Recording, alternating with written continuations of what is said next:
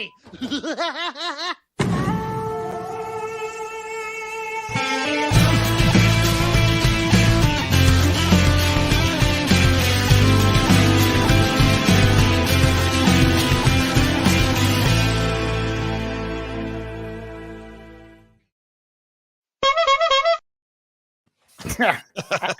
Every time, I don't know why. It's so dumb, the stupid clown. Reality After Show. Fans, friends, lovers of Survivor. I'm Matt Bischoff, Alex Trias. Johnny's here just for a brief moment. Yeah, I did not watch the episode tonight, so I'm just here to give a quick reminder of the next 2 weeks, and then I'm out of here. So no spoilers for me.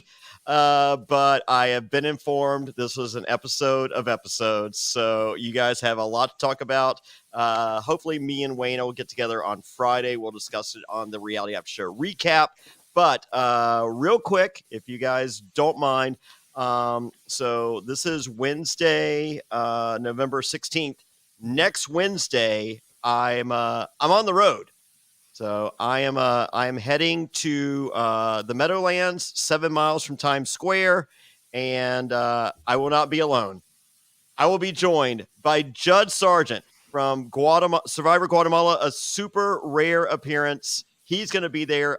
Probably hasn't been to a Survivor event in 15 years. So excited to see Judd. We got Hoboken Mike, the king of New Jersey. He's going to be joining us. Victoria and War Dog from Edge of Extinction. More rarities. Eliza Orleans here to save the world. Billy Garcia, who doesn't love Billy Garcia? Papa Bear will not be there. He is advertised here if you're watching. He will not be there. However, I do have at least one super surprise guest. So don't worry. Papa Bear will. I have a replacement. He will be missed, but we got somebody to replace Papa Bear. Come out. It's at Bolero Snort Brewery. It's also the debut of my brand new beer. You guys have seen the can. There's a person that is a part of this that doesn't even know it. They will be super surprised next Wednesday night. That's right. Thanksgiving Eve is the biggest bar night of the year. We're going to be at Bolero Snort Brewery in New Jersey, 7 miles from Times Square. Get your tickets right now at at survivorhomecoming.com.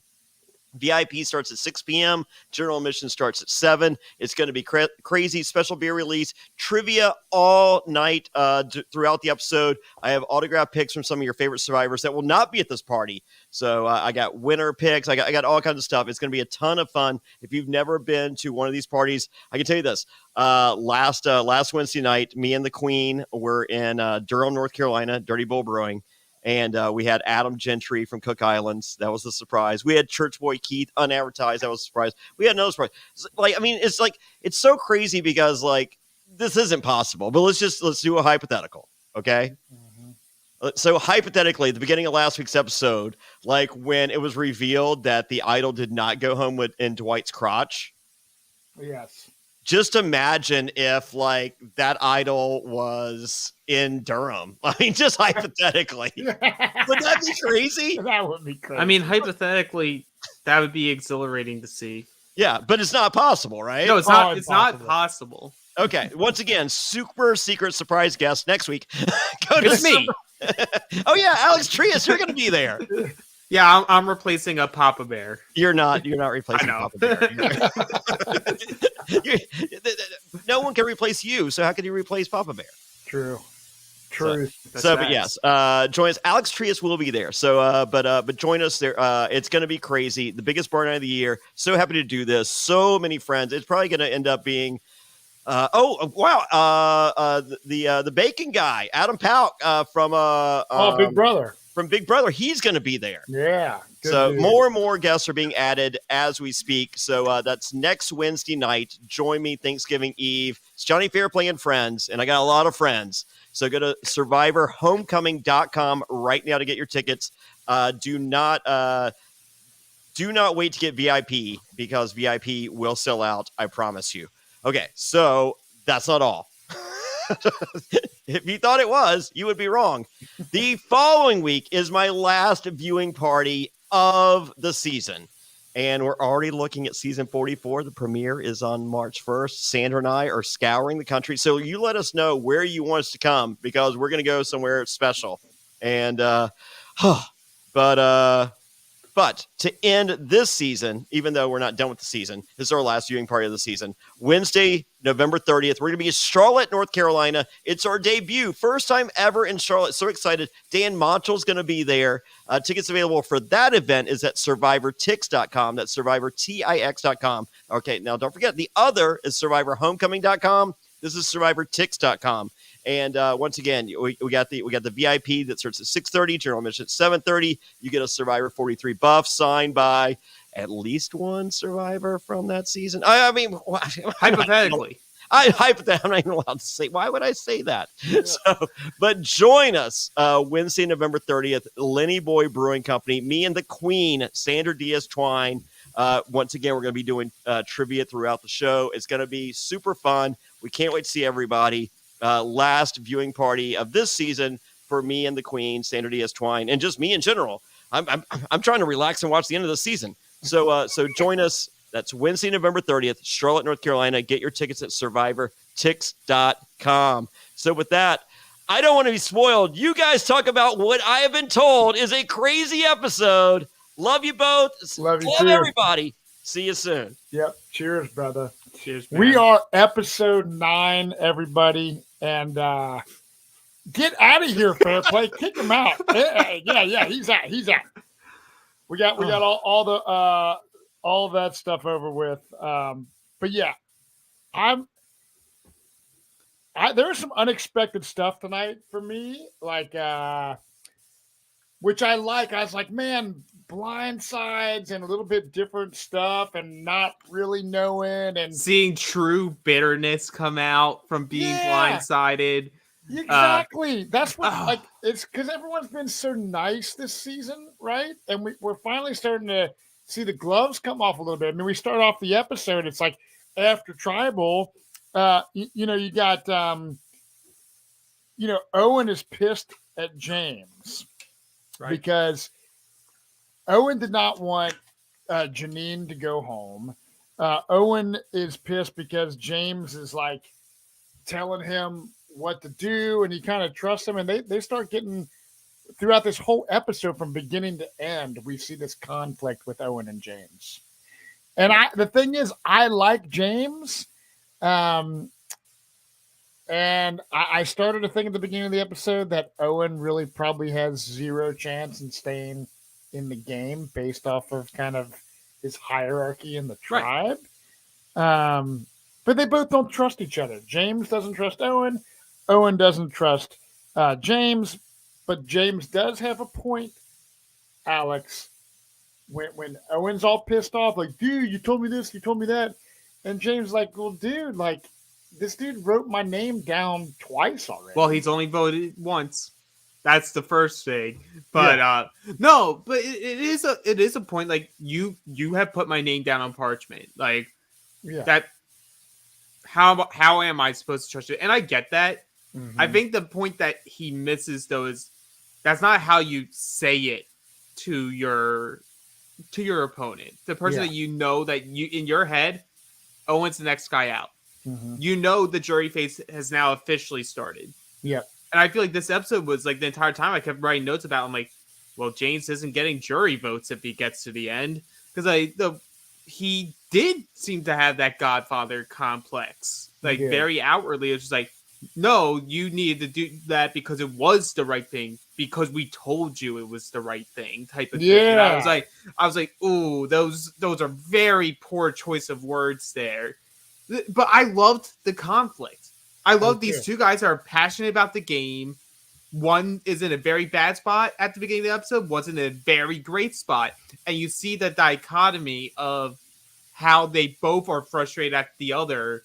Mm-hmm. I just loved it. It was good television. I did too. And because this happens, like, I mean, we've seen this like throughout the history of the entire show of Survivor, that there's always been, the Rupert versus the Johnny. Yeah. You know what I mean? Who voted for me? And the Boston Bobs versus the whoever is. And like I said, there's been a lot of honest gameplay this season, and people telling about their advantages and not super cutthroat, but you do see it, and I think there's a lot of cutthroat behavior that is potentially going to emerge. I hope. Well, it's later very on. interesting. It's very interesting because as much as they are playing honest games, you look at how people are going out, and it is cutthroat. Like Yeah. they have somehow managed to do both, which I find just fascinating. Like, I understand that people are like, oh, they're telling everyone everything. Oh, that's not how Survivor's supposed to be. I get that.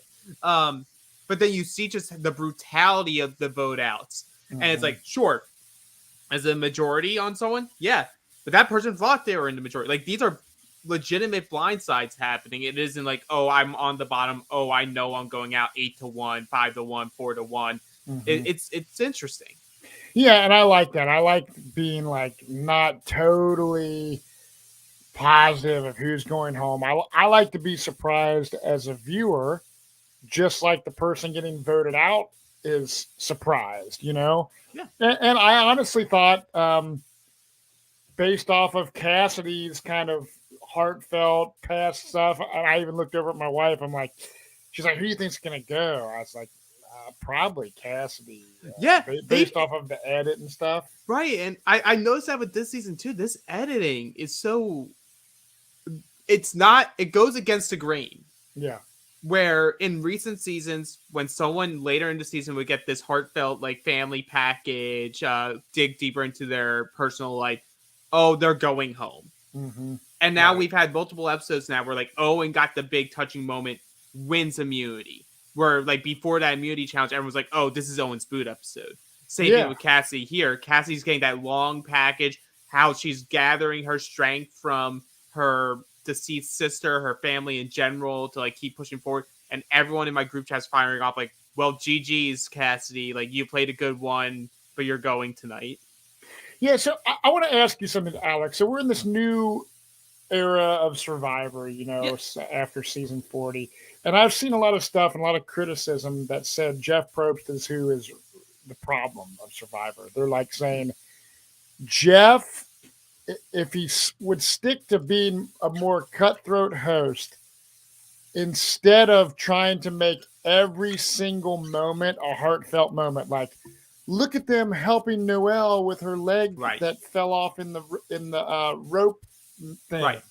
And, it's like everything's like just trying to be like an emotional, heartfelt thing, which I like moments like that, but I like moments like that we see typically like in a family visit or like back when you want to see something more like when the time actually calls having that moment. Like, it's not I'm going to force this moment to be a thing instead of let this happen organically, and then I can insert myself in with like, oh, what a touching moment this was. This is a human moment, whatever. Yeah, because Jeff used to be more of like a cutthroat asshole like Jonathan Battaglia is in Australian Survivor as a host.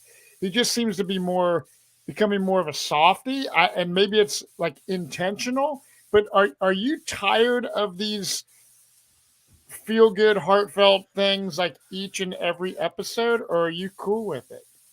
I think for me, it's very touch and go. It really just depends on what is that moment providing to the episode as a whole, or the season as a whole. In terms of Jeff, I think a big part of it was just that year hiatus where they couldn't make a show. They couldn't go to Fiji. You start getting questions like, well, is it actually even going to come back? Was Winners at War the final season? And then you get this opportunity you can travel again. You can have a version of Survivor again. Is it going to be shorter days? Sure. But he's going to roll with it. And I think he's just so grateful that like they're still able to do it, that he's almost like, I want to show like my love and appreciation for Survivor. And I'm going to throw that in by like throwing all of those emotions onto the players, and I'm gonna make it a point to like really highlight that. I also think and I mentioned this on a couple of podcasts now, I think there's a thing with Australia reality television that arcs back to like early 2000s reality TV in the US, where you could cut loose more. Like, you could truly be real, be your authentic selves, even if it's controversial or not, whether you're mean-spirited or not, whether you're a good person or not. You could do all that. And I think in the US, we're at a point now where everything's under a microscope, where are you going to hear from a vocal minority online if something bad happens and they like are calling to cancel the show or say like this person's all these labels, negative labels? Yeah. Sure. But I think massive majority of people don't think that way. Right. But you can only gather it from the data that you can physically see. And the people that are okay with it aren't speaking out. The people that are against all the controversial stuff that makes reality TV great are the ones that have the loudest voices. So television is making the incorrect decision of like, oh, well, we need to PC this to like the nth degree. Mm-hmm. Well, I can say that from my perspective, I get what the people are saying online about everything does not have to be this like kumbaya moment. Right. However, last week, I really dug Owen's backstory and him winning the challenge. I thought that was great. And I really liked Cassidy's backstory. It fit the episodes. Yeah, I think it's like, wow. Like, if I wasn't like a big fan of Cassidy, which I am a fan of Cassidy, but if I wasn't like, if she wasn't super high on my radar, and I'm like, wow, you know what? She acts like she's like a big fan and she's doing it for her family. And she used to watch the show with her sister and stuff. And I can relate to that kind of stuff. And I think that's what they are trying to do, is letting the viewer relate to who they're watching on TV. That's exactly why Survivor started out casting people that were older and like out of shape and country bumpkin type people and rich doctor kind of guys. It was just, you could just identify with somebody. So I think that with the more diverse casting, that the viewers are able to kind of relate to certain people. And I mean, like, go ahead. Oh, and I agree with you. And I also think like the timeliness of how they used it for Owen and Cassie, like that's the type of like super fan and super fan editing we want. Yeah, we don't need an entire season of every other confessional be like, as a super fan, I need to do this or blah blah blah, or like hearkening onto their personal weight that or the baggage that they carry every single episode. Like you throw it in when it's necessary, but that doesn't dictate who they are as a person or a player. It's just like, this is something that's about them, but now we're going to convert that into how does that impact the game. And I think that's a big improvement they made on this season compared to 41 and 42. Yeah. Well, that's cool. So after this, I mean, this is the way this episode is, it's crazy because it is like this new quick game. This is like a lot of things happen in this episode. We go right from kind of this after tribal Owen James kind of stuff to immunity challenge, where there's going to be 2 winners. So they're going to break up 5 versus 5. Yep. And so there's going to be a red group and a blue group. There's going to be 1 winner from red, 1 winner from blue that are immune. There's going to be 2 tribal councils, and the person that lasts the longest out of anybody is going to win reward, which is a peanut butter and jelly do-it-yourself feast for their group. In addition, they will get to see who was voted off at the very first tribal council of tonight's episode, which is huge. Yeah. And so that's a lot of. So I like this twist. I mean, we've seen, multiple times now where these immunity challenges like groups or divided up teams and stuff. So I'm cool with it. The challenge, if you want to explain kind of this challenge, is real simple. Yeah, it's very simple. You have your hand on a handle that's clamping a ball between a set of jaws. Once you unleash the handle from the rope, you must remain tension on that. And if your hands start to lower and relieve that tension, the ball is going to drop from the jaws. And once it completely drops from that onto the ground, you're out of the challenge. Last person from each grouping that remains wins immunity. But the best overall tribe gets the PB&Js and what is actually the reward, which is going to tribal second. Yeah, I mean, so the 2 teams are broken up. The red group is Cassidy, Jesse, Ryan, Cody, and Gobbler. Shout out to Tommy Traina. The blue group is Carla, James, Sammy, Noel, and Owen. Yep. And very simple, but I tell you what, looking at this challenge, I think that once you start to like lose that grip, the way that the tension is there, because there's certain challenges where like I did one in Caramoan where like I was having to hold this rope and hold tension on it, right? And there's a big net, and the other tribe was trying to fill up my net with these coconuts. Where I was like, oh. So you're holding it, and you're visibly like looking at the net and using your strength, and then finally, you know, when it's so heavy, you just can't do that. So there's a difference between something like that versus the way they're having to hold that bar and above their head. I feel that, yeah, once you lose concentration and the ball starts to drop, I think it's very hard to get back to a position where you can hold it. Yeah, because you have to believe that at that point, the lower the ball goes, the higher your bar needs to be, which increases the tension. I wonder from your background as a former BMX guy, like, and I wonder if they would have even been allowed to do this. Would you have done the underhand grip if you also had the option of doing the overhand? Well, I feel, because when I ride BMX bikes, I would have an overhand grip, but the underhand part, I feel like the tension is on your biceps and your forearms and your like wrists and stuff. Mm-hmm. And I think that I would have more strength standing like that than over the top like this. Because for one, my wrists are kind of jacked up, so I think there'd be like more pressure on them like this, maybe. But yeah, I don't know. That's a good question.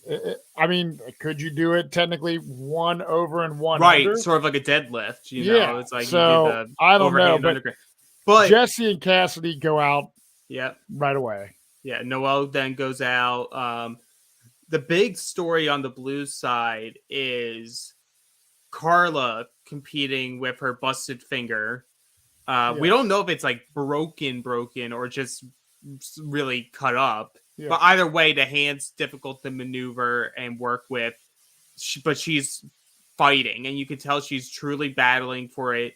And honestly, based off how she was fighting for it, I felt deserved the win the most. She did, and she got excited when she won, and she's like, and Jeff's like, no, don't get too excited because you're still competing to outlast the red tribe. Yeah. Which she tries and tries. And I believe in this episode, they said she had stitches in her hand. Is that? I think they must have stitched up that finger or whatever that got sliced up. So that's pretty gnarly. Challenge. Props to Carla for killing it in this challenge. Like I hope, like round of applause for her because I don't know the pain that she was feeling. Right. Just naturally, just like moving around camp with it, let alone now doing a physical comp that's endurance that requires your hand to be able to squeeze and tighten or relax, whatever. Like that's a lot of pain, but honestly, it may have been beneficial because like when you're in pain, I also think you're more focused. Yeah. And you see like ultimately it comes down to her and Sammy. And I think there's a couple things I think about with Sammy here. One could be just that he legitimately just zoned out and the ball went out. Part of me also thinks, just based off how he talks and all through these last few episodes, that he didn't want to win. Like he was just making sure everyone else didn't win. And then when he saw that it was like him and Carla, he was like, I'll let Carla get immunity. Yeah, that's good for my game if Carla's immune. Right, so he doesn't look like a big challenge beast, and he's very interesting, and I'll talk about it more when we get to the actual like scramble of it all. Yeah. So Carla wins for blue, and then she finally drops, which means like she's safe, but she's not able to win the PB&J and the bonus of being able to see who's at the tribal. So it ends up being on the red group. Ryan versus Cody, and you see, I mean, Ryan is a beast. His biceps are popping out, and then you see this footage of like Cody's like, whatever shoulder and stuff like twitching, and Cody ends up winning immunity. Good for him. It was close. I was like, man, who's gonna win? I don't know, but Cody's is his first immunity win? Yep, he was a runner. He was runner up all the other times. He was always second place. This is his first win. Ryan is that archetype where you look at him and you think he would be very good at all the individual immunities, but we have learned time and time again, very rarely does that body type actually translate into immunity wins. Yeah, because immunity, like that's the thing. It's like we see when we're watching on our Patreon, we're watching Australian Survivor, and there's some like non-athletic women killing it in certain challenges versus these unbelievable athletic professional athlete beasts. Yeah, and so it just goes to show you, like, yeah, in Survivor, you could be a freaking badass, like Danny McRae kind of guy, and but it always doesn't really make a difference. It's almost a detriment sometimes. Right. A lot of challenges, if you're a skinny female, that is, they sometimes win more challenges than the big freaking masculine dudes. Right. You could be big. You can be strong. You could have like 2% body fat.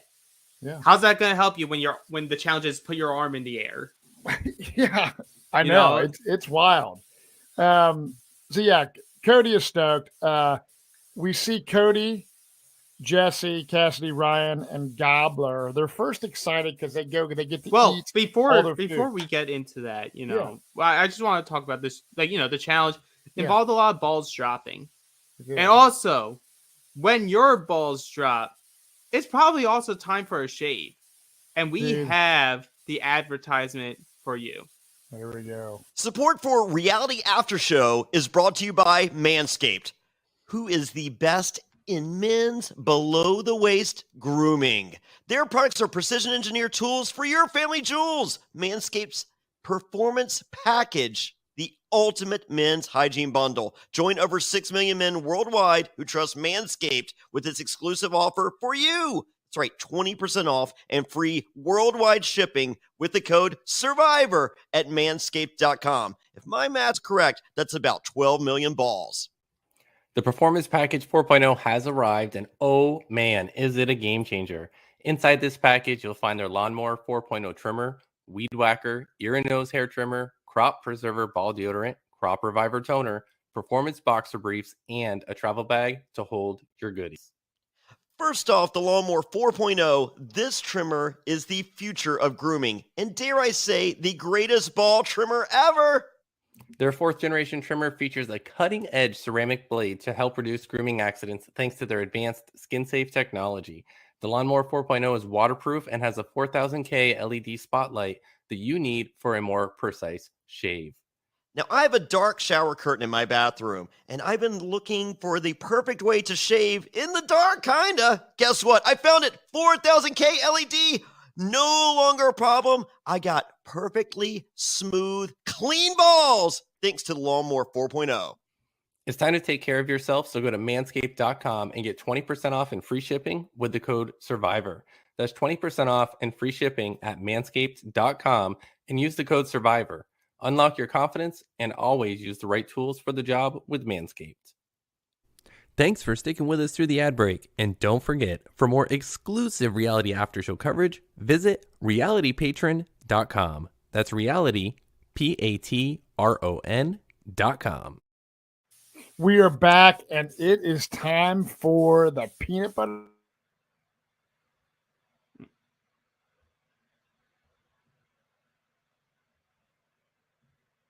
Did yours lock up for a second? Yeah, I lost you. Yeah, we're good. Okay, that's weird. I'm hardwired in too. Yeah, it's time for some PB&J. Yes. So this is the thing. Food is a, something that makes everyone happy. So this is at first like everyone is excited, eating their food, and it's all good and well until it's time to really talk some strategy. Because at the end of the day, there's going to be someone voted out of this tribe and someone voted out of the other group.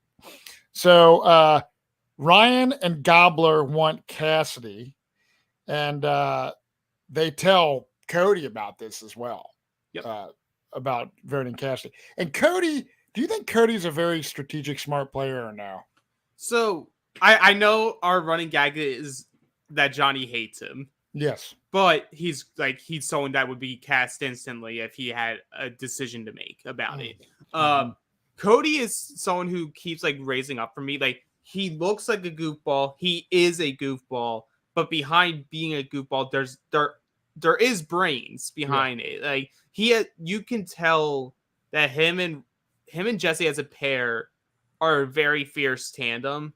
That could, like, there isn't a world where he wins immunity and the rest of the group doesn't look at Jesse.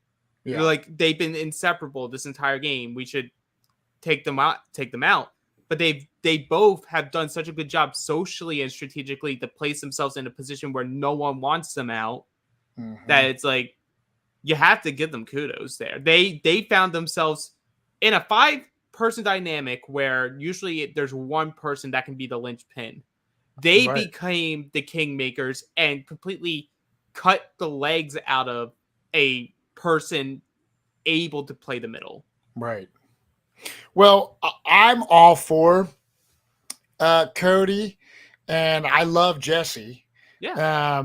So we see, like I said, some people want Cassidy, and then the other side of it is Ryan. So Jesse and Cassidy talking to Cody about voting Ryan. You got Ryan who could like go on an immunity run and win a bunch of challenges. And this is where we talked about earlier with Cassidy's confessional of why she is out here, that her sister died. She's got her sister's ashes in a necklace. They used to watch Survivor. She's a huge fan. It's a dream come true. She's not going to go down without a fight. So I'm thinking to myself, oh boy, this is her exit episode based off this. Right. I really did.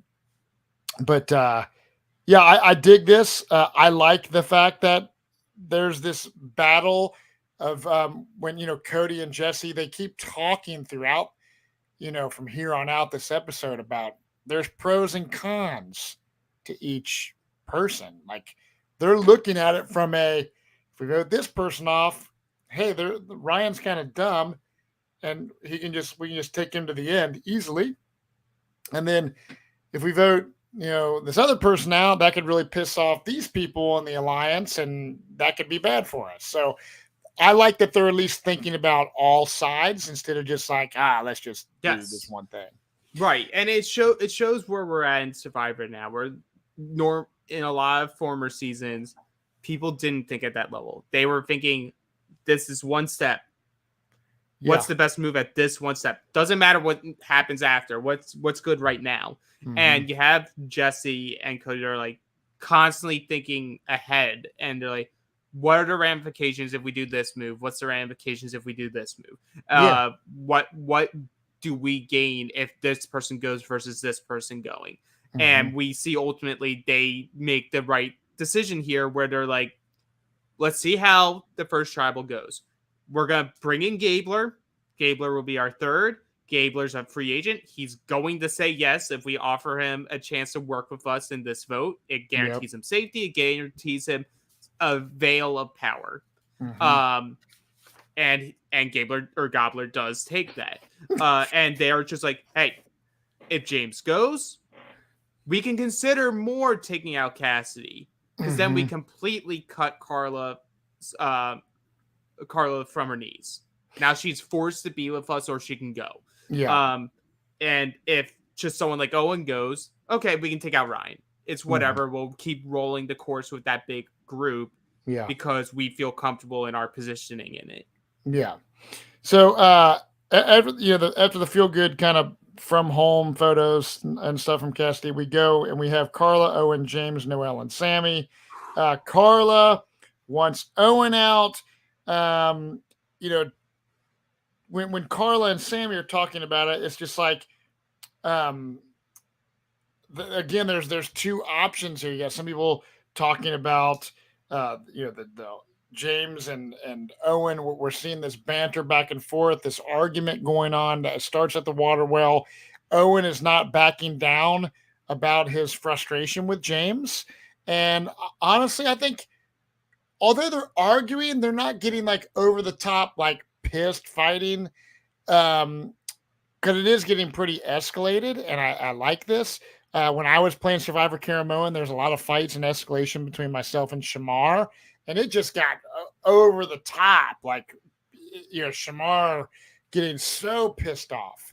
So I think that, like, they realize, and they even say this at Tribal, they respect each other as humans, but in the game, it's just they're just kind of butting heads. Water.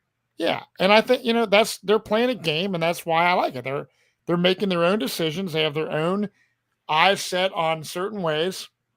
So, and how about how great Noelle is this season? She maximizes the screen time that she gets. They're arguing, and they come running into camp, still arguing, and she's just like, "Want a papaya?" I know. And everyone stops for a moment, looks over at her, and then they continue fighting. I know. It's great. And honestly, if I'm Noelle or anybody else, I would be like, look at this. Like, right. Hey, I think they are. And I think a lot of people are going to be giving Sammy credit for tonight's move. Mm-hmm. I don't.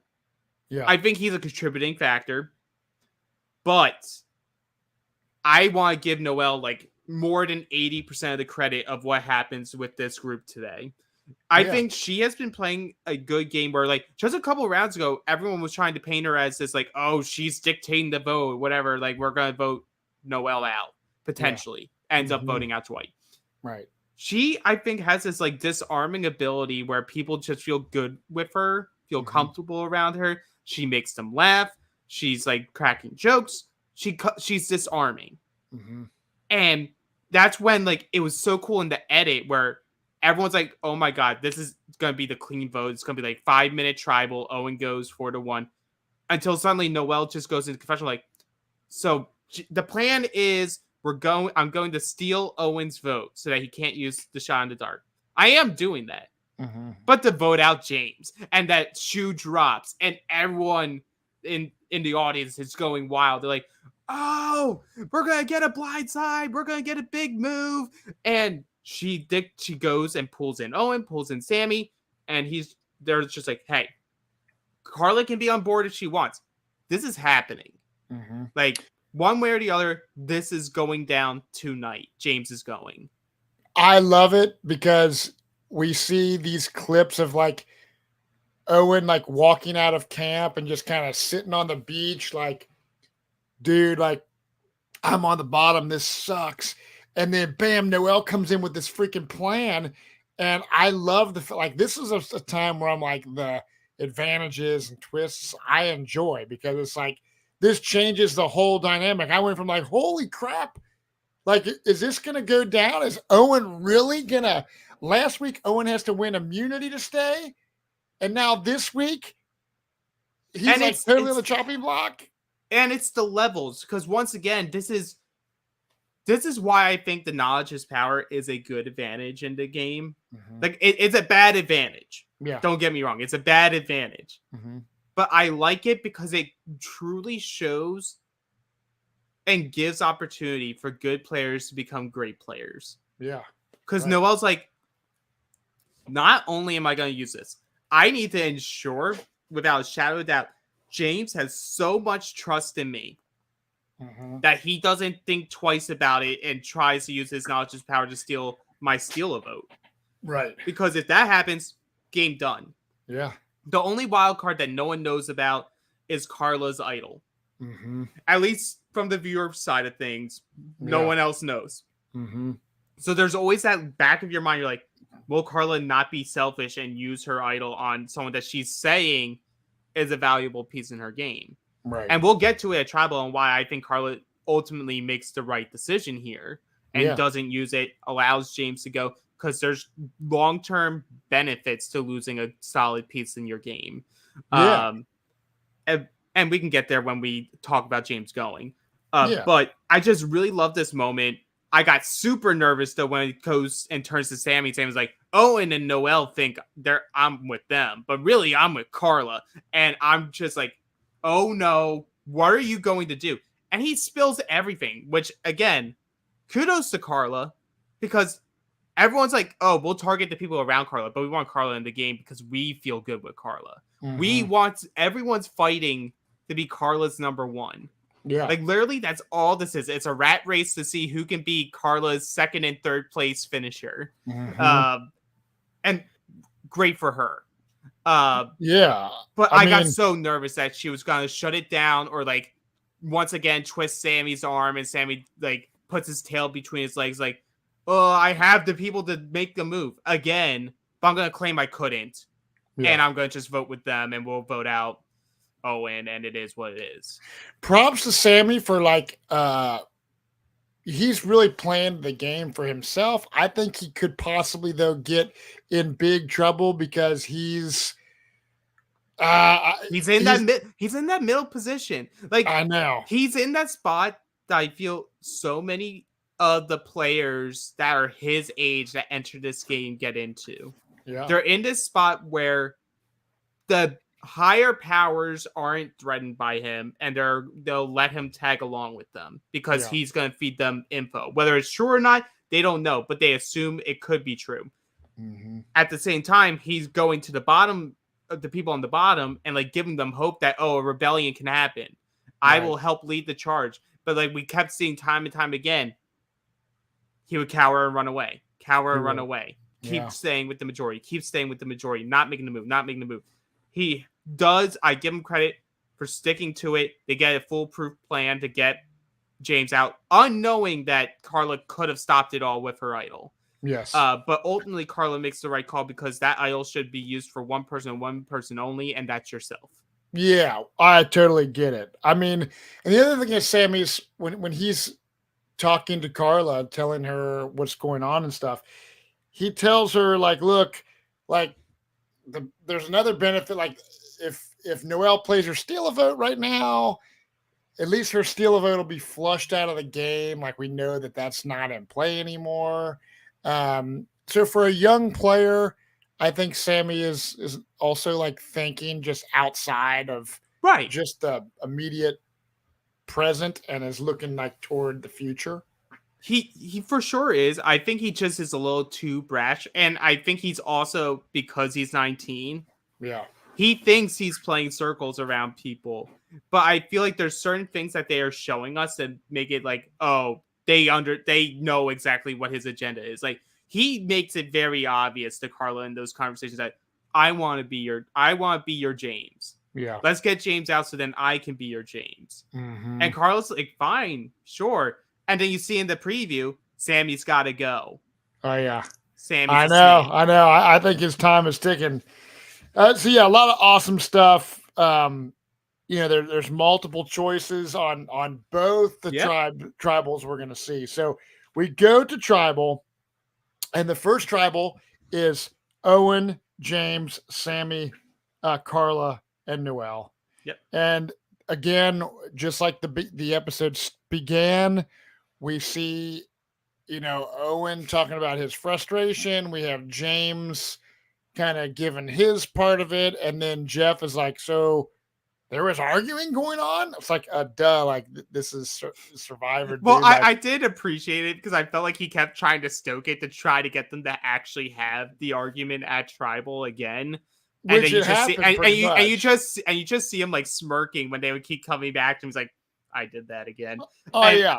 And then you cut to Noelle, and Noelle's like, too much testosterone. Let's just get to the vote. She's just sitting here, just like, can we just get to the vote so I can use my advantage, declare my advantage, so then no one can take it from me. Let me use this, please, Jeff. Oh, yeah. I mean, she is chomping at the bit. I mean, so we see this back and forth banter of Owen and James. And then, Noelle's like, the testosterone thing. And then she says, it's time to vote. Like she takes it from him. She takes it from Probst. And she's really like I said, wanting to play this steal a vote.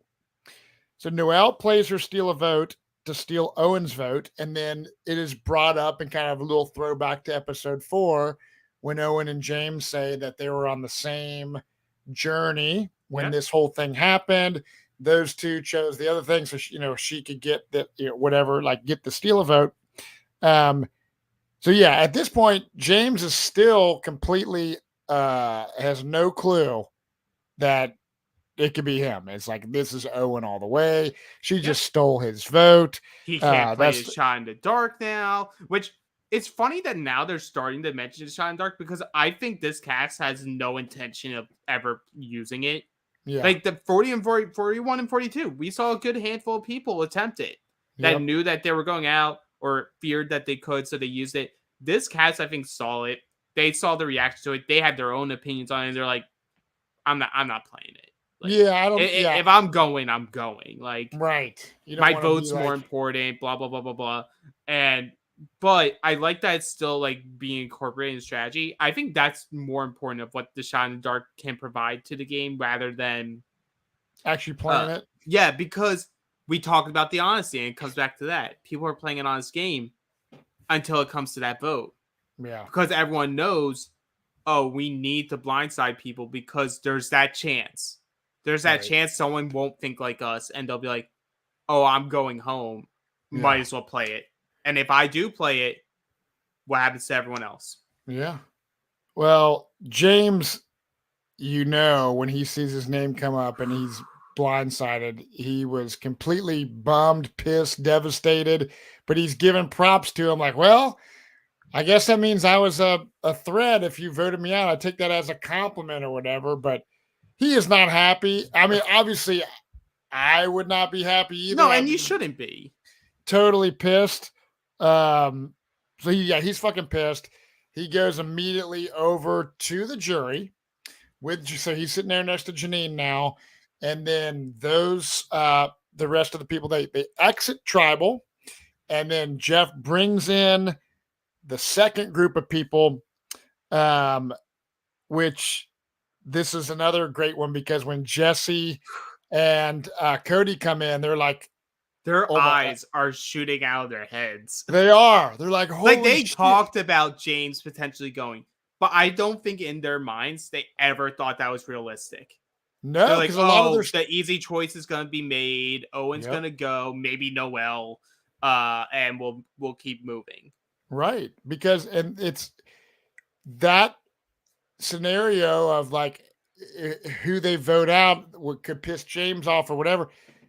It's now going through their head like, oh my God, like we kind of can do plan B or whatever. You know what I mean? Like, because now they know it's a huge advantage seeing who got voted out before. Absolutely. And it's only a huge advantage if you go into that tribal with your plan set. Like, if this happens, we can do this. Or if this happens, we can feel it out and we can make the decision on the call. Like, we could do like one of those, like, I'll tap you on the shoulder if we're changing the plan up from this name to this name type of thing. Like the little things that you can do at tribal without having to like stand up and move around. Yeah, right. And whisper and all that kind of shit.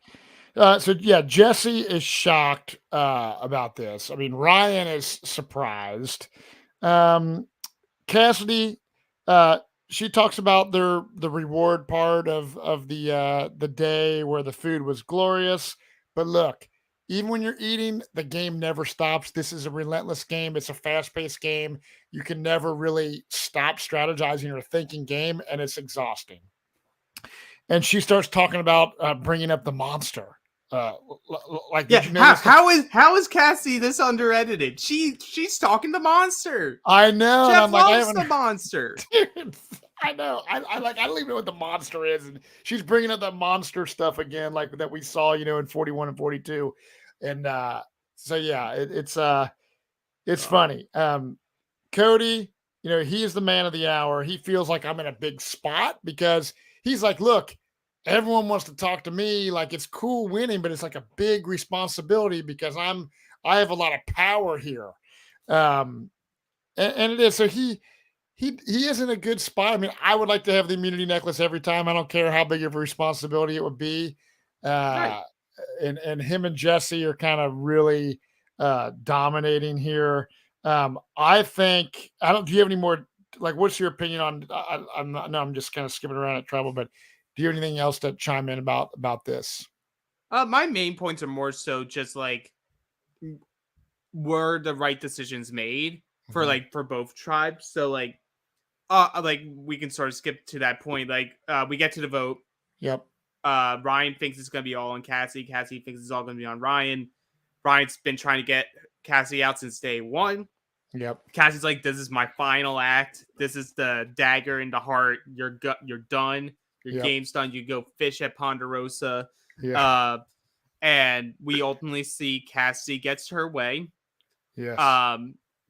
And Ryan goes, which I think for a lot of viewers was a little surprising ultimately, just because of the James of it all. You were thinking, oh, then Jesse and Cody are going to make their move and continue that bloodbath. They bring in Ryan as a number for them. They have Ryan and Gabler as like their two like little knuckleheads that they can lead as numbers at Final 8. But when it comes to the first vote out of James, I think some people are questioning, like, why did Carla do it? Well, we have already seen at the beginning of the season, Carla's really ready and willing to vote out her allies if she thinks they're no longer a benefit to her. And I think she was seeing a picture, and I think Sammy did help her like expand her thought process into the benefits. Yeah. So when all the talk is the Coco 4, but mainly the Coco 3 of James, Cassie, and herself. Yeah. I think mainly people are looking at Carla and James, and you're seeing a pair. And at this point in the game, a pair is very dangerous. A pair is something that will get you targeted. It's what we saw in 41 with Shannon and Ricard, where Shannon and Ricard openly said to each other, we will have to betray each other at some point because it's just going to happen. Yeah. By Carla eliminating James, it lowers her threat level at a time where she should want her threat level lowered. Because now we're going into this next episode, she can throw the blame on Sammy if anyone questions her. Like, Sammy made this plan with Owen and Noelle. I find out last minute. My hands are tied because no one else knows about the idol. Yeah. She can very much play into that and be like, I had no choice but to go with this plan or I'm on the outs. Right. Then it also could help raise a duo, because maybe now people start looking at Cody and Jesse as a duo. Those are more targets now that are going to be looked at that aren't her. That can buy her a round or two. And sometimes in the game Survivor, as you very well know, a round or two is maybe all you need in order to get what you want. Yeah. Yep. Yeah, I think it's brilliant. I like that there was two tribals and two vote outs. I did like James. I'm kind of bummed, but I'm cool that Owen stayed. And I'm glad that Ryan is out. I mean, even when Ryan's exit interview, he's like, it's really not that big of a deal that I got voted out. I got to go fishing. And I got to go fish. I'm just like, what kind of, he would like, see ya. See ya, Ryan. Like, you do nothing for me. There's a lot of people that probably would like, way rather be out there and have that experience than Ryan. So yeah. I'm glad he's out. And then even scenes from next week, I think it's going to be good. I think, I don't know. Some people are going to emerge. I think Sammy could be in a little bit of trouble because of just how things went down tonight, and that he's kind of not real trustworthy. If I'm Carl, I'd be a little worried, like, wow, this guy's kind of a loose cannon. I think Cody and Jesse are still in a great spot, although people are going to start saying, man, like, these guys are really powerful. Well, we're going to have to like break one of them up, but there's still a lot of idols in play. I mean, Jesse's got 2, Carla's got 1. The steal a vote from Noelle is gone now. The knowledge's power is gone now. I think at this point, the only thing out there are those 3 idols. Okay. So yeah, it's going to be great. Fun episode. Like I said, I was blindsided, like seeing, James, seeing him. I was like, whoa. So, cool. I'm crossing like the past 2 episodes. I've been pretty stoked. There's been a couple I've been like, I don't know about this, but I'm excited to see what's going on into Thanksgiving break.